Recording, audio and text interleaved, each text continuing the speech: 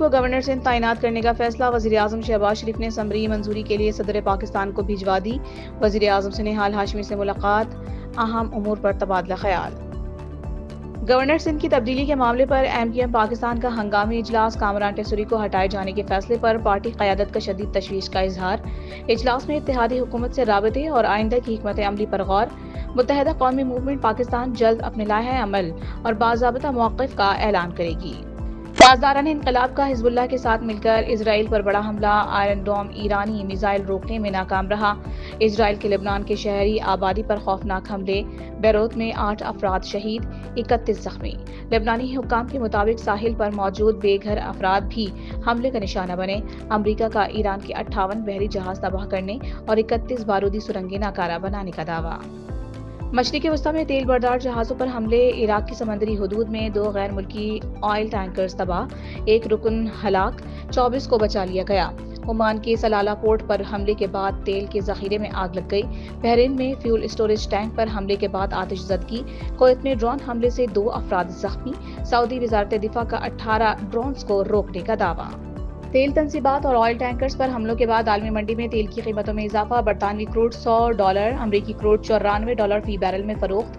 Pakistan stock exchange میں دوران trading 1500 سے زائد پوائنٹس کی کمی۔ ایشیائی اسٹاک مارکیٹس میں بھی مندی کا رجحان۔ ملائیشیا، تائیوان، شنگھائی اور کوریا کے بازار حصص میں گراوٹ۔ ایران خلیجی ممالک پر حملے روکے، سلامتی کونسل میں قرارداد منظور، خلیجی ممالک کی پیش کردہ قرارداد میں 13 ووٹ آئے۔ پاکستان کی جانب سے قرارداد کی حمایت، چین اور روس ووٹنگ سے غیر حاضر رہے۔ امریکہ نے روس کی جنگ بندی کی قرارداد ویٹو کر دی۔ 4 ممالک کی جانب سے قرارداد کی حمایت، 2 کی مخالفت، 9 ارکان غیر حاضر رہے۔ پاکستان برادر ملک ایران کی سلامتی اور خود مختاری کی حمایت کرتا ہے۔ ایران پر غیر ضروری حملے نے خطے کو تنازع میں دھکیل دیا۔ اقوام متحدہ میں پاکستان کے مستقل مندوب عاصم افتخار کا اظہار خیال، کہا ایسے حملوں سے شدید انسانی بحران پیدا ہوتے ہیں۔ UAE پر ایرانی حملوں میں 2 پاکستانی جاں بحق ہوئے۔